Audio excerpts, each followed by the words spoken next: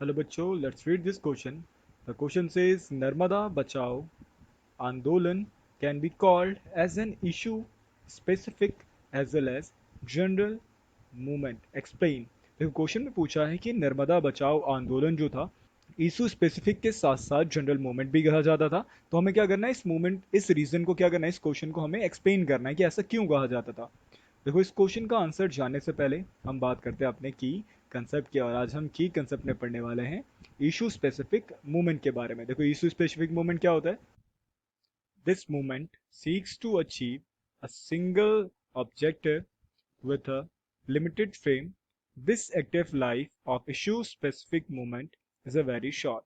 देखो यहाँ पे लिखा हुआ है ना कि ये जो मूवमेंट होता है, इस मूवमेंट के अंदर जितने भी लोग पार्टिसिपेट करते हैं उनका मोटिव क्या होता है? सिंगल ऑब्जेक्टिव को पाना। और इसलिए जो रहता है ना, ये ज्यादा ज्यादा स्प्रेड आउट नहीं होता, ये लिमिटेड लिमिटेड एरिया तक रहता है।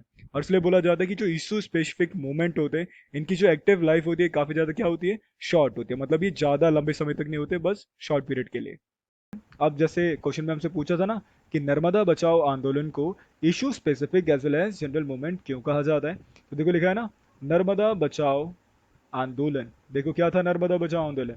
नर्मदा बचाओ आंदोलन movement start with the specific issue of the people displaced by the creation of Sardar Sarovar dam on the Narmada river. देखो नर्मदा बचाओ आंदोलन मूवमेंट क्यों स्टार्ट किया गया था?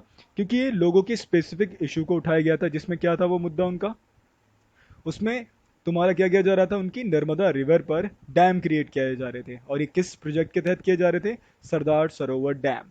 देखो लिखा है, it objective was to stop the dam from being constructed on Narmada river. देखो लिखा हुआ है कि इनका मेन ऑब्जेक्टिव क्या था? डैम का बनना। कहाँ पर बनना? नर्मदा रिवर पर, है ना। वो चाहते थे कि जो नर्मदा रिवर पर जो डैम बन रहा है उसको ना बनने दे।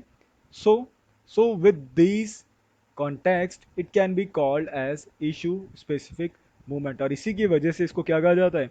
इशू स्पेसिफिक मूवमेंट कहा जाता है।